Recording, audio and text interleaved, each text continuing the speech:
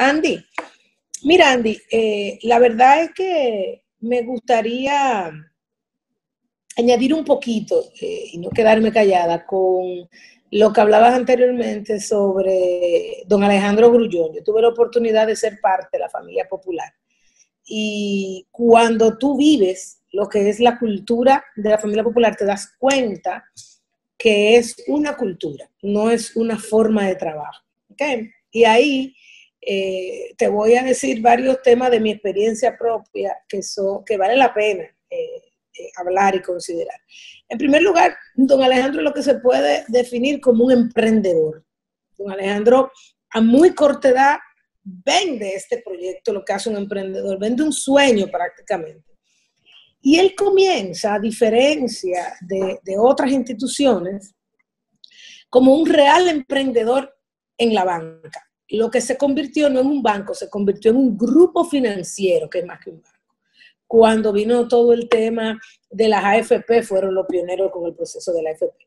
Y todo en el banco sigue un proceso de 1 año y medio antes. La gente cuando ve que las cosas pasan, piensan que es fantástico. No, es que todo tiene un proceso a seguir.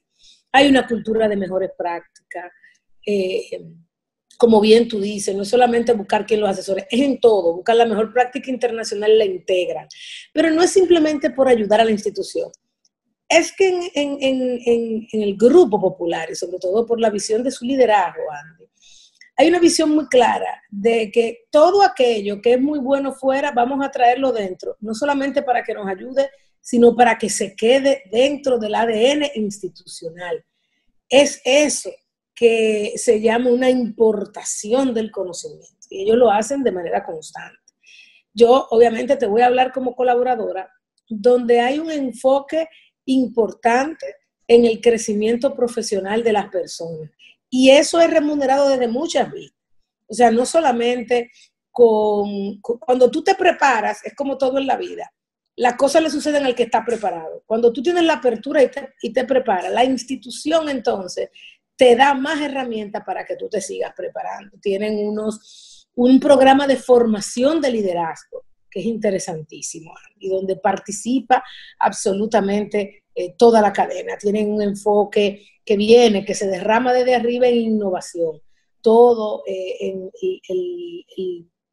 el banco siempre está, ahorita hablaba de Singapur y de esos países que se planifican 15 años antes, ¿verdad? Bueno, pues el banco es increíble cómo tú observas cosas hoy, que hace 10 años, yo tengo 10 años que salí del banco, se hablaban en el banco como proyectos y que la gente los ve hoy y que yo me sonrío porque digo, bueno, mira, estos son 10 años de trabajo, 10 años de manejarlo, un proceso de manejo del cambio donde se lleva con cada pequeño proyecto y involucramiento con la gente.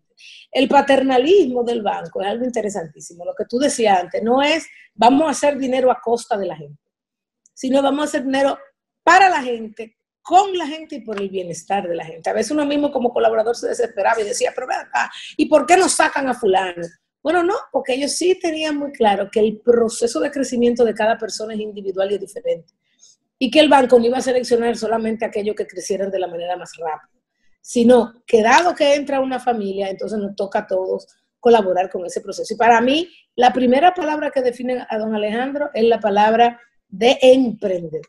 Emprendedor en todas y cada una de esas organizaciones. La segunda, obviamente, es el de innovación. Y lo que decía Andy de sostenibilidad, este tema del plan Sierra, eso no se caía nunca. Algo interesante que mucha gente no sabe, y es que cuando el grupo tomaba una iniciativa con un objetivo estratégico, lo primero no es el dinero. Es increíble. La primera métrica de éxito no es el dinero. Aunque mucha gente pensaría que por ser su base madre, una institución financiera es el dinero, pues realmente no es el dinero. Hay un tema de orgullo institucional, de que la gente se sienta que pertenece a algo que es más grande que la institución.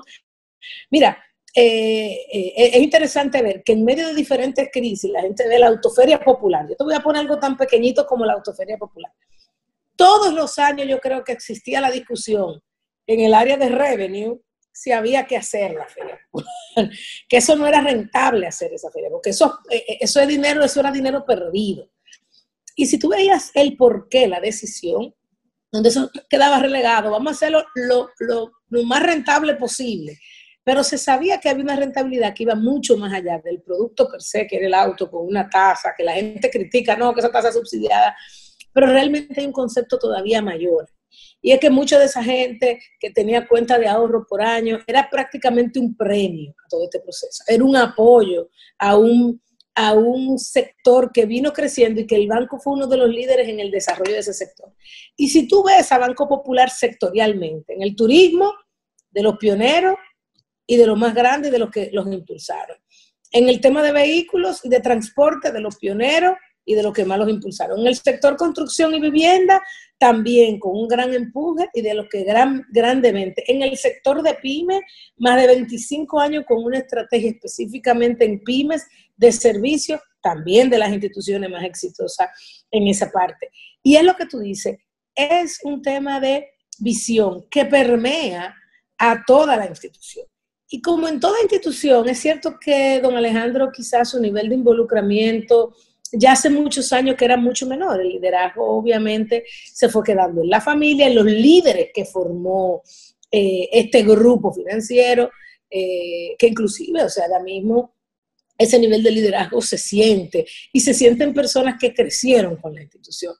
Y él tenía mucho tiempo no involucrado, pero pasa como en toda familia, como en toda familia, es ese vacío que deja el saber que ese que instituyó esa cultura y ese legado, ahora eso cayó en hombros de otra persona. Y eso claramente es un vacío importante. Y yo creo que vale la pena sacarlo, decir, porque además de todo, y finalmente, con esto te quiero decir, el caso de don Alejandro es un caso muy esperanzador, porque no fue un individuo que le cayó del cielo esto y vinieron 10 institutos internacionales a ayudarlo a hacer un banco. Fue un individuo que agarró una idea, vendió la idea y comenzó a rodar la idea. Mucha gente pensaba que él era el dueño único del Banco Popular y eso no estuvo más alejado de la realidad, pero ciertamente fue el líder donde todos depositaron la confianza. Eso fue un gran voto de confianza. Yo creo que eso es muy alentador para mucha gente y muchos emprendedores, sobre todo en esta situación del COVID, donde a veces parecemos que hemos perdido la esperanza. Y yo te apuesto que él partió de una situación mucho peor que la que nosotros estamos viviendo. Dicho esto, quiero pasar a la segunda sección de nuestro programa y nos toca hablar un poco de las nuevas medidas implementadas por el gobierno ante el incremento del COVID. Es bueno decir algo. Como país, desde el inicio de la pandemia, tuvimos una suerte, pero además de una suerte nos ocupamos. La pandemia no arranca por estos países. Obviamente la importamos en un inicio, ¿verdad?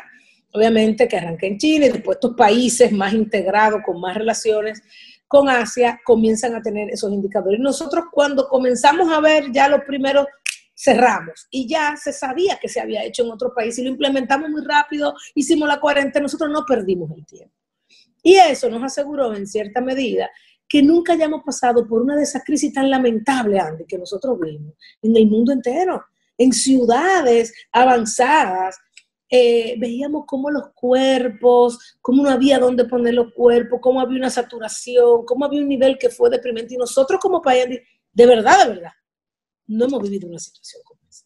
Y eso se debe a que nos ocupamos a tiempo, permanecimos mucho tiempo así. Y cuando lo soltamos, sobre todo para las elecciones, vimos rápidamente, porque lo voy a decir con una palabra muy coloquial, Andy, porque somos muy alegrosos. Tenemos la capacidad de dispersión más alta del planeta.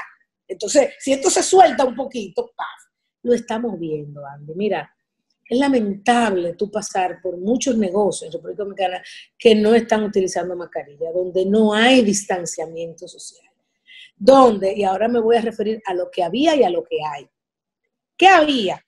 Se había dejado un toque de queda que iniciaba a las 9 de la noche hasta las 5 de la mañana, de lunes a viernes. Y los fines de semana iniciaba a las 7 de la noche. Ahí, ahí no había regla de cuándo cerraban los negocios y cuándo había tránsito. Simplemente a las 9 de la noche no se podía ver más tránsito si no era por algo especial, si tú no eras médico, si tú no venías de viaje, etc. Eso era lo que había hasta este momento. Antes de eso tenemos que ver que veníamos de las 5 de la tarde, luego de las 7 de la noche y luego nos fuimos a las 9 de la noche. Todo eso haciendo un seguimiento constante de los indicadores de propagación de la enfermedad.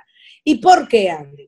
En primer lugar, nosotros sí tenemos restricciones en términos de la infraestructura hospitalaria. A pesar de eso, los niveles de utilización, cuando han llegado muy alto, han llegado al 60, 65. Puede ser que en una provincia en particular de repente se haya rebosado, pero por un corto nivel de tiempo. Pero ciertamente hemos podido controlar la saturación de camas, de UCI, inclusive de ventiladores. Entonces, siempre siguiendo esos indicadores lo hemos hecho.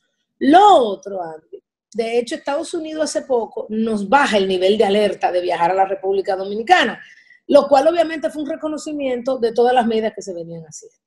Tercero, tenemos un sector turismo que cuando tú ves en los indicadores de venta y de crecimiento, todos los sectores están ahí tomando un airecito, sin embargo, el sector de hoteles, bares, restaurantes, pues le ha dado mucho trabajo salir de ahí. En el caso de los hoteles, obviamente está el turismo internacional, que aunque se ha ido recuperando, bueno, está todavía a unos niveles que no son consistentes con todas estas ocupaciones, y los bares y restaurantes, que si bien la flexibilización en términos del delivery y de la apertura le han permitido respirar, ya muchos de ellos habían quebrado. Ya para muchos de ellos fue muy difícil.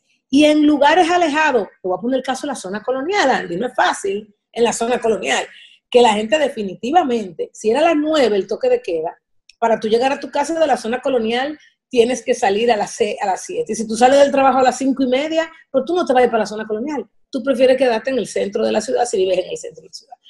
Entonces, la realidad, Andy, que se han hecho medidas para que este sector vaya a implementación. Ahora, la otra realidad es que el ser flexibles y permitir que esto siga escalando, nosotros sabemos que esto es exponencial.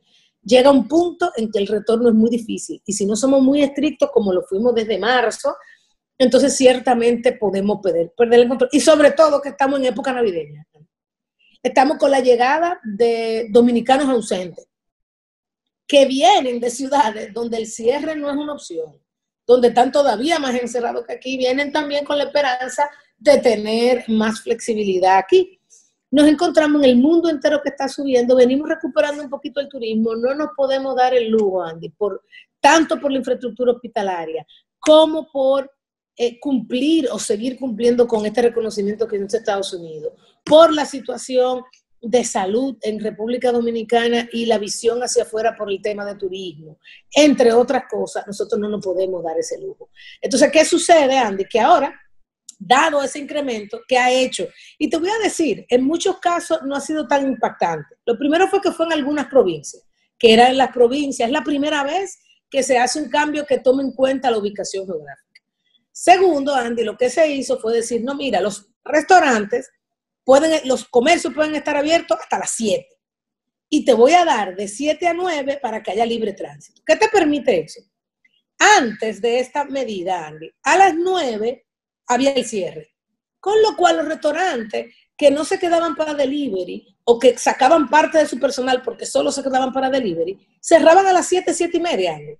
¿Por qué? Porque el personal tenía que llegar a su casa. Entonces tú ibas a las 7:30 y no te servían.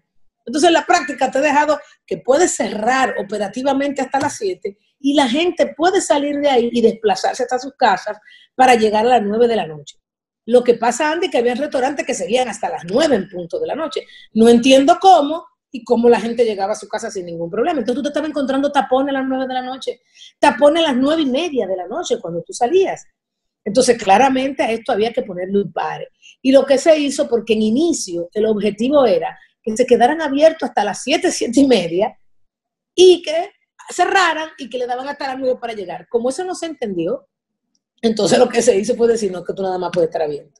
Y el dispendio de bebidas alcohólicas que se pone hasta las 6, obviamente se hace sobre todo por la época navideña que nosotros estamos viviendo. Si tú me preguntas a mí, fue una medida saludable, inclusive menos fuerte de lo que uno hubiese esperado, de lo que uno está viendo en otros países. Aquí los países están en cierre total hasta mediados de enero. Alemania, Rusia, Francia, Italia, están en cierre, Andy. Entonces, tenemos una capacidad de propagación más alta. Me parece que es una decisión absolutamente necesaria y además responsable. Lo que dicen ya aquí algunos que fue relativamente suave, pero también, o sea, no es fácil encontrar un balance entre lo que son los requerimientos de la actividad económica y la protección del manejo que se está haciendo para evitar y contener la propagación. Yo pienso que simplemente si somos exigentes con el tema de la mascarilla y si esos locales se cierran a las 7 en punto y no se sigue, yo creo que se puede contener la propagación. El tema es, ¿tenemos nosotros capacidad para evitar que estos locales donde son bares, etcétera, la gente se reúne a bailar y a dar brincos, se sientan en las mesas pegadas en algunos restaurantes sin mascarilla? ¿Tenemos capacidad de contener eso? Bueno, ahí va, el gobierno va a tener que jugar fuerte ahí y no le debe temer a las críticas eh, por el hecho de que entren en estos lugares y suspendan la realización de todo tipo de comercio y negocio que se esté realizando a deshora, o sea, fuera del límite que se ha establecido. Pero nada, va a haber que cruzar los dedos. Mi temor, Jackie, es cómo nos va a encontrar enero, mediados de enero, final de enero, o sea, si no hacemos cumplir rigurosamente los protocolos de movimiento de las personas. Vamos a una